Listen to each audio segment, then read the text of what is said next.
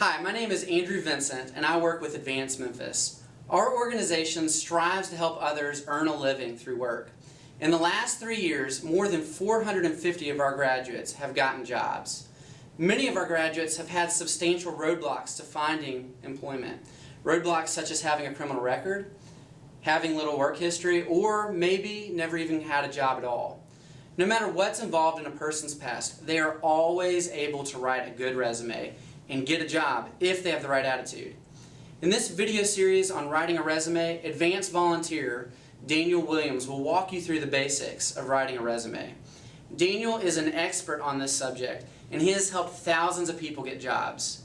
At Advance, where he has taken some of the most difficult histories and turned them into fine-looking resumes that got the results. So regardless of how skeptical you may be, regardless of how bad you think your past is or how insignificant you think your experience is, I promise you that you can build a resume that shows how much you have to offer. So I invite you to listen closely and take notes.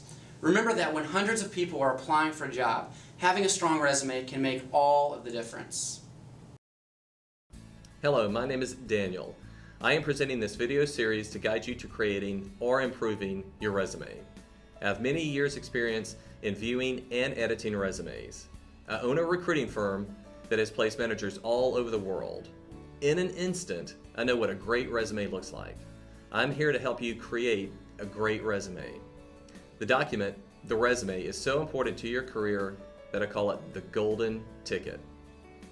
Regardless of what experience you have or don't have, a good resume can give you tremendous confidence. Seeing your experience made into a resume is a very rewarding experience. I am certain that once you finish your resume, you would feel better about your past and your future. A good resume can actually make you hopeful about your career path. It can give you confidence.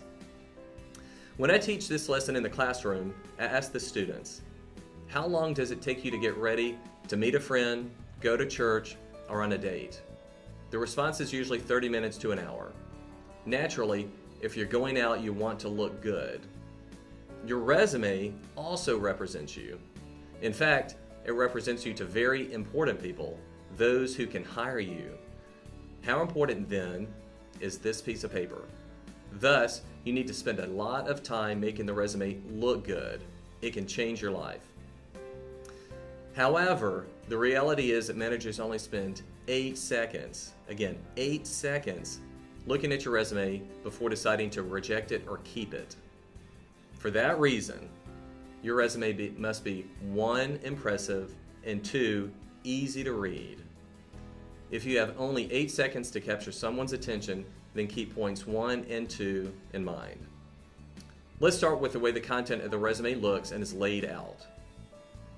First, make sure that your name and contact information is at the top and centered. Add your mailing address, phone numbers, and email address too. Also, make sure that at least one phone number is a permanent number that belongs to a parent, spouse, family, or a family friend, in case your cell phone gets lost or you change service. You can list this number as alternate or permanent.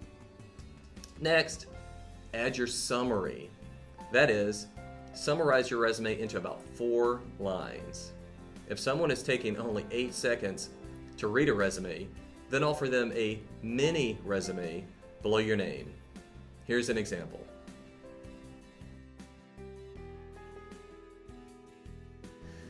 Make sure that you do not write an objective. It could limit your career opportunity. How can writing an objective limit you? If you send your resume to a company indicating that you want to work in a specific role, although you could work in several roles, and that specific role is not open, then the company may delete your resume. However, what if they did have a role open that matched your other experience in your career? By seeing your narrow objective versus summary, the company may think you are not interested in the other open role. A summary can be written to show that you are capable to do many roles. That is why I like to see summaries, not objectives. Next, show your education or anything equivalent to learning and gaining skills. This section would include degrees or educational achievement. Here's an example. The last section before your career experience would be skills and awards. This section would also include any qualifications and certifications. Here's an example. Now, there are some important do's and don'ts. Do, write a concise but very informative description of each company that has employed you just below the company name on your resume. This can really add strength to your resume. Here's an example. I helped someone who worked at the Radisson Hotel in an hourly role. When we added the company description, it made a significant difference in how well her resume appeared. So don't add a company and expect your reader would know anything about the company, especially if it's in another town. The goal is not only to educate the reader, but as important, use all the impressiveness of your company to make you look impressive. If your company looks impressive, you look more impressive, regardless of the job you had at the company. Do, write your resume chronologically. Show your most recent experience first. Do not list the jobs early in your career first.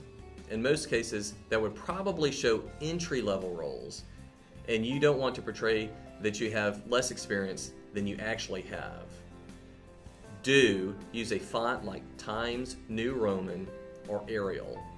Do not use small or cursive style font. Do use size 12 point in almost all places. Do not use any size except 12 point in most cases. Do either write one full page or 2 full pages. Don't go past 2 pages or make it less than 1 page. Do ask a friend or family member to read your resume to check everything, especially spelling. Do not rely on spell check. For example, if you wrote manger, M-A-N-G-E-R, instead of manager, spell check would not notify you of an error. Do use bullet points to list accomplishments under each job title you have had. Do not use paragraph format to write your resume. It is too hard to read. Do use action verbs after every bullet point.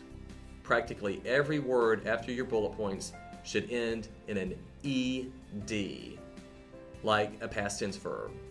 In the next segment, I plan to show you this or go into more detail. Do not use I or me in the resume. Your name at the top is all you need to identify yourself.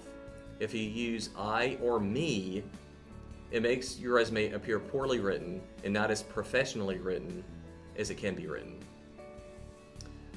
Do use your bullet points to list your accomplishments or why you made a difference in each role you had. Here's an example. Do not only list job titles, then general duties in your bullet points. Here's an example. Do be honest. Maintain your integrity. Do not lie. It's a sin. Plus, many times, lies can easily be discovered. Here are the action words. Write down the link below on your screen for a printable list. And here is the list of the action words.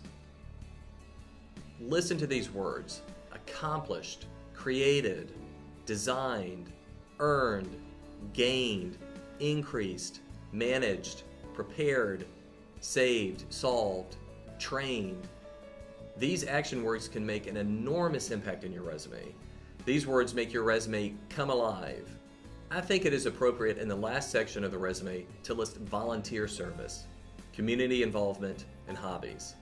However, describe these personal items so that it shows you have professional talents to offer.